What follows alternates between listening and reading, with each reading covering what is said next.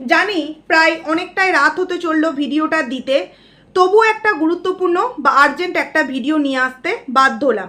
Video title ও thumbnail দেখে তোমরা বুঝতেই পারছো ভিডিওটা আমি কাকে নিয়ে করছি। টিনুকে নিয়ে, লাইফাকে নিয়ে, মৌসুমীকে নিয়ে এবং বিশেষ করে ভক্তিকে নিয়ে। কিছুদিন আগে এই ভক্তি সম্পর্কে আমরা অমাবস্যার ভিডিওতে কতই না নোংরা কথা শুনেছি, তাই না? কোনো গোপন সূত্রে নয়, কোনো পাড়া প্রতিবেশী রিলেটিভ দিয়েছে এমন কিন্তু নয়। অমাবস্যা ভক্তি সম্পর্কে নিজের ভিডিওতে নিজেই বলেছে। কি কথা? 35 বছর ধরে নাকি তার উপর টর্চার করা হয়েছে, 35 বছর ধরে নাকি টিনু এবং লাইফাকে একা হাতে মানুষ করেছে, সন্তান সম্পর্কে কোনো দায়িত্ব ভক্তি নাকি কখনোই নেয়নি, এমনকি টিনুর মায়ের ওপর নাকি মানসিক শারীরিক যে কোনো টর্চার বলো কিন্তু এই ভক্তি করেছে। যেভাবে কয়েকদিন আগে অমাবস্যা এই ভক্তিকে নিয়ে ইনিয়ে বিনিয়ে ফিনিয়ে নানান রকম কথা বলছিল, সেক্ষেত্রে কিন্তু আমরা এটাই বুঝতে পেরেছিলাম যে টিনুর মা কিন্তু হয়তো একটা কি বলা যেতেই পারে বধূ নির্যাতন তার উপর হয়েছিল। হয়তো শাশুড়ি করেনি, হয়তো ফ্যামিলি মেম্বার্স করেনি, কিন্তু ভক্তির তরফ থেকে হয়েছিল। সেক্ষেত্রেও একটা প্রশ্ন রয়ে যায় যে মা যেহেতু একা হাতে 2 সন্তানকে মানুষ করেছে, তাহলে এখন যখন তার বাবা তাদের মধ্যে উপস্থিত ছিল না, তাহলে এতটা প্রবলেম হওয়ার কি ছিল, তাই তো? কিছুটা কথা সত্য হলেও কিছুটা তো অবশ্যই জল মেশানো ছিল। কিন্তু এখন হঠাৎ করে কেন এরা একসাথে আবারও নিজেদের মধ্যে ফিরতে চলেছে? কারণ প্রত্যেকে কিন্তু ওখানে প্রত্যেকটা মানুষ কিন্তু নিজের আখের গোছাতে কিন্তু ব্যস্ত। ভক্তি ভক্তির মতো আখের গোছায়, অমাবস্যা অমাবস্যার মতো, লাইফা লাইফার মতো।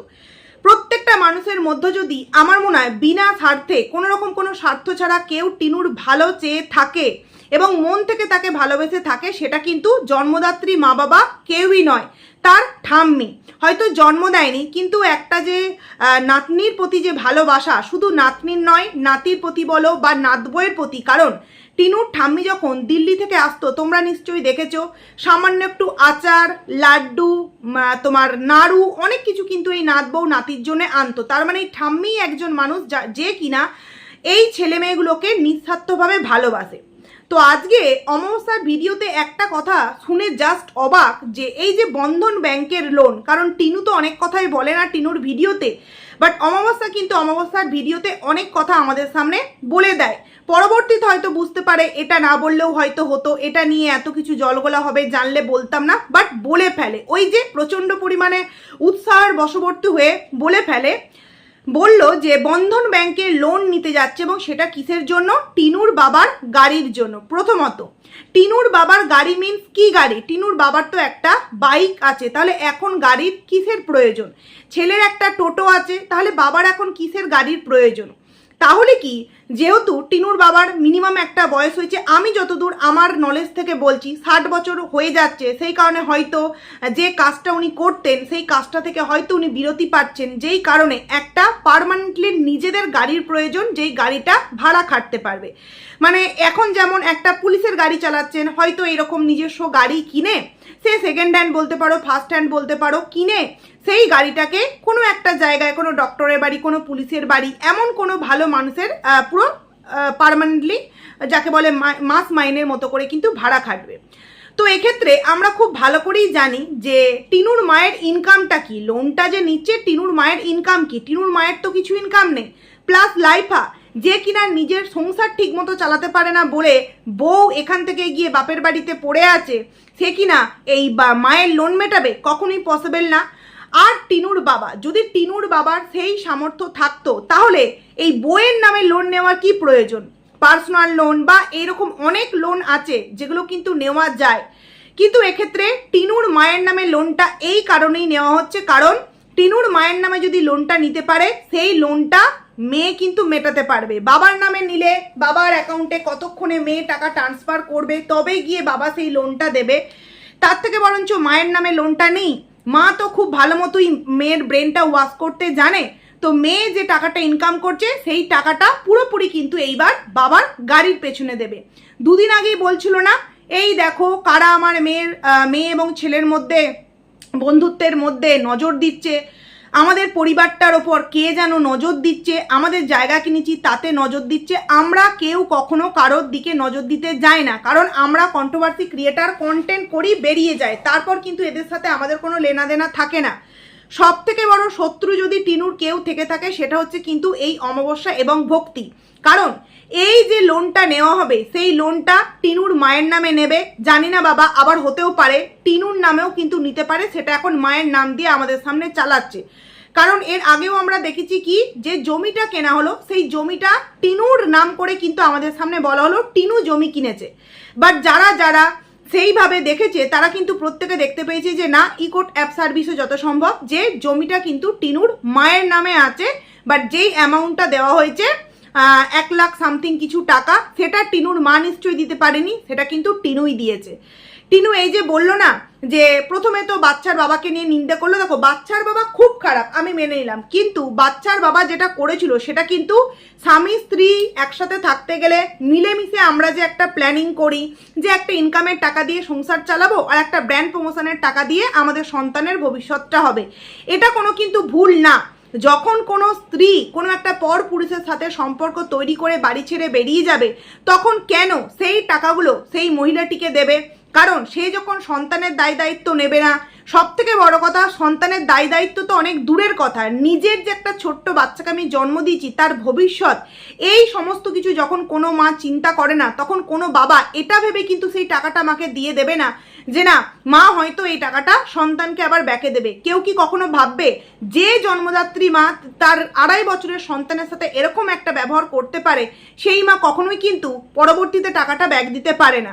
তো সেক্ষেত্রে টিনু বললো যে প্রথমে আমাকে বাচ্চার বাবা গ্রাস করেছে, তারপর ফোকলা, তারপর 2 বছরে আমি কিন্তু যে টাকাটা জমিয়েছি তাইতে আমি এই জমিটা কিনতে পারলাম, কিন্তু জমিটা কার নামে হলো? টিনুর মায়ের নামে। এইবার টিনু যে টাকাটা আস্তে আস্তে জমাচ্ছে সেই টাকাটা কিসে যাবে? যাবে হচ্ছে এই বাবার গাড়ির পেছনে।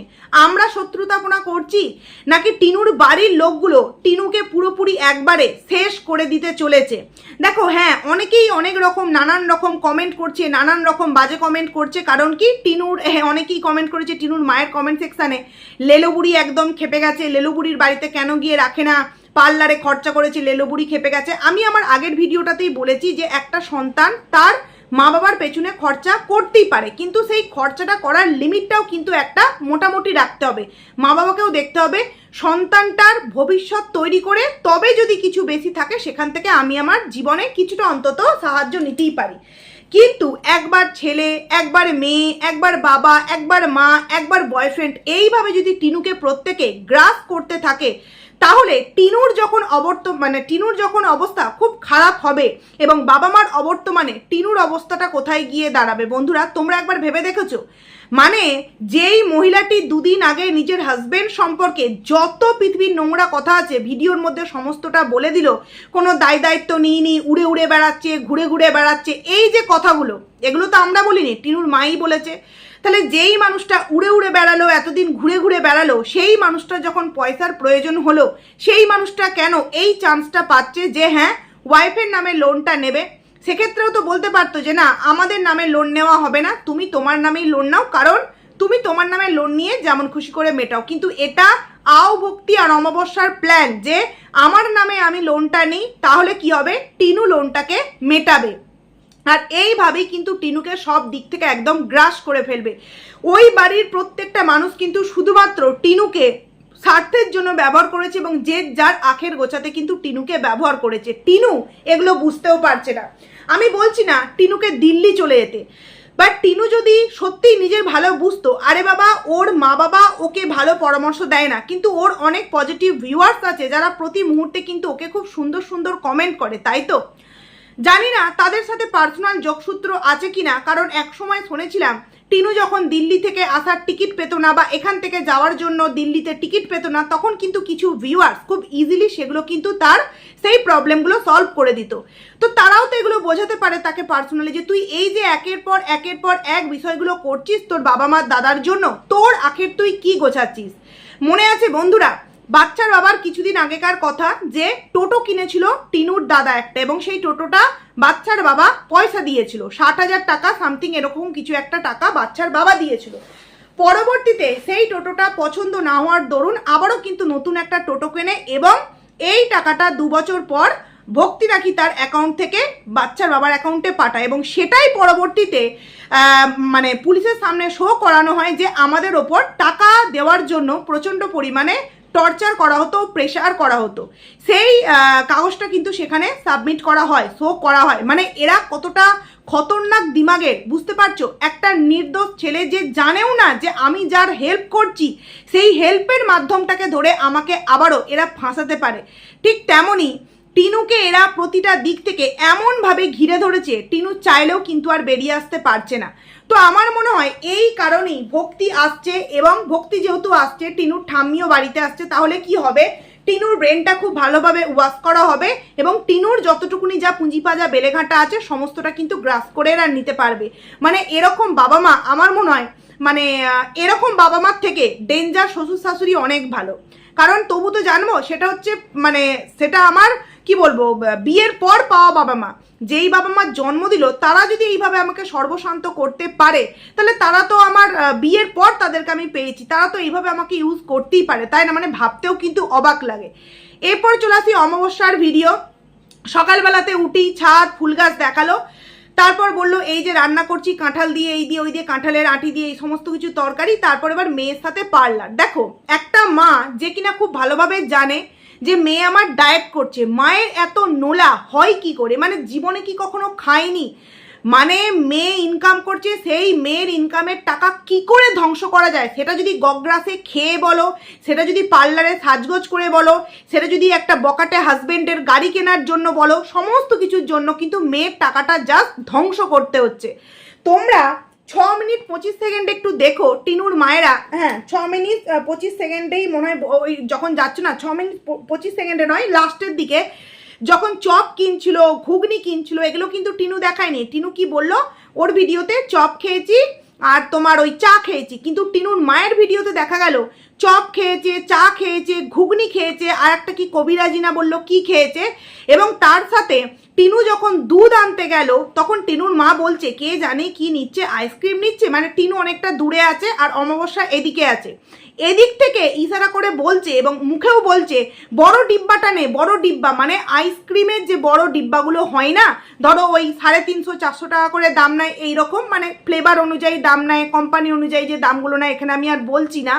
বলছে সেটা নেই, সেটা নেই। মানে বুঝতে পারছো বাড়িতে খরচা করছে কে? টিনু। এবং সবাই সবাই যে যার মতো করে কিন্তু ভাবছে, কিন্তু কেউ একবারও ভাবছে না, মা বলো বাবা বলো, যে আজকে আমরা বেঁচে আছি, মেয়েটার কাছ থেকে আমরা সমস্ত কিছু পুরো গ্রাস করে নিচ্ছি।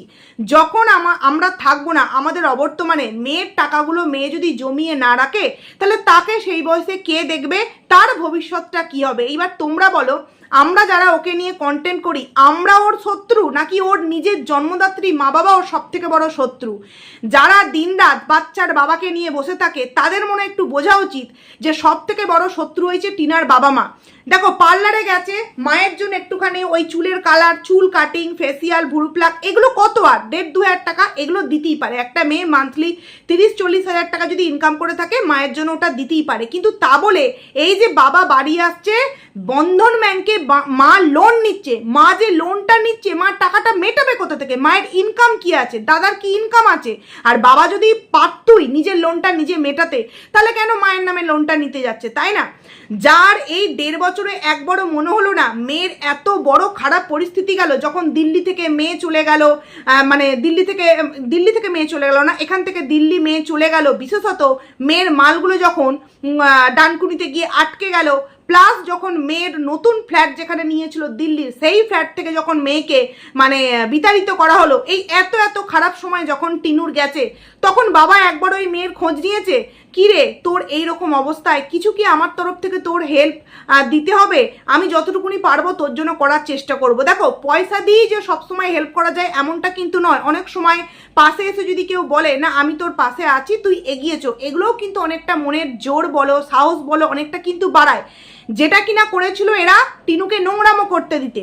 কারণ টিনু যদি আজকে বাচ্চার বাবার কাছ থেকে বেরিয়ে এসে ফোকলার চক্করে না পড়ে টিনু যদি নিজের মতো করে নিজের লাইফটাকে গড়তো, তাহলে কি টিনু আজকে একটা জায়গায় দাঁড়িয়ে যেত।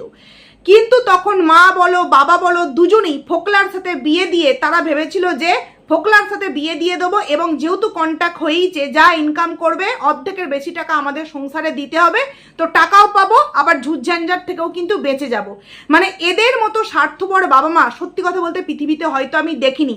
কারণ এখন টাকার প্রয়োজন, তাই বাড়ি আসছো তুমি, তোমার গাড়ির জন্য লোনের প্রয়োজন, অথচ মেয়েটা যখন বাজে থেকে বাজে পরিস্থিতিতে ছিল তখন এই বাবার কোনো খোঁজ ছিল না। এই যে ছেলের বউ 3 মাস চলে গেছে, বাবা এখনো পর্যন্ত সেইভাবে কোনো কিছু কোনো দিক থেকে কোনো কিছু হস্তক্ষেপ করার চেষ্টা করেছে যে না আমি একটু যাই, আমি তো গার্জিয়ান, যদি এটাকে সমস্যার সমাধান করতে পারি। বা যখন টিনু ওই বাড়ি থেকে এখানে চলে এলো তখন ফোকলার সাথে বিয়ে দেওয়ার পরিবর্তে যদি আরও একবার ট্রাই করতো, চলো শ্বশুরবাড়ি যদি কোনো দিক থেকে মিলমিশ করে আবারও মেয়ের সংসারটা জোড়া লাগানো যায়, সেটা কি কখনো চেষ্টা করেছে? কখনোই কিন্তু চেষ্টা করেনি। কারণ কি, এরা জানতো মেয়ে আমার এটিএম কার্ড, সোনার ডিম পাড়া একটা হাঁস বা মুরগি, একে যত টিপবো ততই কিন্তু ডিম বেরোবে। তাই এই সোনার ডিম পাড়া হাঁসটাকে কিন্তু আমাদের বাড়ি থেকে বেরোতে দিলে চলবে না। সেই কারণে বলছে বড় ডিব্বাটা আন, বড় ডিব্বাটা, মানে ছোট ডিব্বা আনলে তো অমাবস্যার খেয়ে আবার পোষাবে না, ওই জন্য বলছে বড় ডিব্বা আন, বড় ডিব্বা। বলছে যে ওই তো একটুখানি খেয়ে বেরিয়েছিলাম, প্রচণ্ড খিদে পেয়ে গেছে, তাই 1 কাপ চা, ঘুগনি, চপ, কবিরাজি এবং টিনু নাকি 2টো ডিম সেদ্ধ খেয়েছে। দেখো এই যে খাবারগুলো খাচ্ছে, স্বাভাবিক যদি মা খায়, দাদা খায়, সেখানে মেয়েরও খেতে ইচ্ছা করবে। কিন্তু আমরা বেশিরভাগ ক্ষেত্রে কি দেখেছি, যখন আমাদের সন্তানরা কোনো কিছু করে, ধরো তার পেটটা খারাপ, তখন কি আমরা লাল লাল খাসির ঝোল করব? তখন কিন্তু আমরা নিজেদের খেতে ইচ্ছা করলেও কিন্তু সন্তান যেই খাবার খেলে তার সুস্থতা বজায় থাকে সেটাই কিন্তু আমরা রান্না করি, আমাদের যতই ইচ্ছা করুক। টিন তো এখন ডায়েটের মধ্য দিয়ে যাচ্ছে, তাহলে বাইরে বেরিয়ে ইচ্ছা করলো চলো একটা কিছু খেলাম, কিন্তু ঘুগনি, চপ, কবিরাজি, আইসক্রিম, তারপর তোমার ডিম সেদ্ধ, বিরিয়ানি, দই, মিষ্টি, হ্যাঁ এইগুলো এত কিছুর প্রয়োজন ছিল কি? ছিল অবশ্যই, কারণ টিনুকে আবারও সেই আগের পরিস্থিতিতে ফেলতে হবে। আর এরকম একটা পরিস্থিতি যখন হয় না, টিনু ভাবে হয়তো সবাই আমাকে কত না জানি ভালোবাসে, ও বুঝতে পারে না যে আমার বাবা মা, জন্মদাত্রী বাবা মা আমাকে কিভাবে সর্বশান্ত করতে চলেছে। এবং তোমরা দেখেছো লাইভ ফাঁকে আজকে টিনুর মায়ের ভিডিওতে এক ঝলক দেখতে পেলাম যে টিনু আর টিনুর দাদা একটা কর্নারে দাঁড়িয়ে আলাপ আলোচনা করছে। আমার মনে হয় ওই ড্যাশবুল, আমি নামটা নিচ্ছি না, ড্যাশবুলটা কেনার জন্য ওইখানে কিন্তু আলাপ আলোচনাটা করছিল। কারণ দাদা তো খুব ভালো মতোই পারে বোনের টাকায় কিভাবে মানে কি বলবো নিজের পেট ভরাতে। তো একজন দেখলাম কমেন্টস করেছে যে টিনু তো রেড বুলের কেমন কি ফ্লেভার খুব ভালোই জানে, দেখে মনে হচ্ছে ওয়াইন খেতে পারে। দেখো এই জিনিসগুলো কি না ওই মুখেই শুনেছি যে এগুলো হচ্ছে এই জিনিস, এছাড়া কিন্তু আর কিছুই জানি না। তবে এটা বলুক আর না বলুক, টিনু যে এটা খেত বা টিনুর বাবা যে এটা খেত বা টিনুর দাদা যে এটা খায়, এটা আমরা প্রত্যেকেই জানি। কারণ কি, টিনুর ফ্ল্যাটে যখন টিনুর বাবা একদিনের জন্য গিয়েছিল তখনও বোতল দেখা গিয়েছে, এবং ফোকলা সবার সামনে ভিডিও করে লাইভ করে বলেছে যে টিনু আর ফোকলা কিন্তু এটা খেত। আর লাইভ হয়তো ছেলেকে দেখলেই বোঝা যায় ও খায়। তো সেক্ষেত্রে টিনুর ক্ষেত্রে কিন্তু এটা নতুন নয় যে ওয়াইন বলো, রেড মানে ড্যাশবুল বলো, এগুলো খাওয়াটা, ও এগুলো খেত। আর ওই মাঝখানটায় অত্যাধিক এই ফোকলার সাথে এই নেশাগুলো করতো বলেই কিন্তু অতটা পরিমাণে হেলদি হয়ে গিয়েছিল।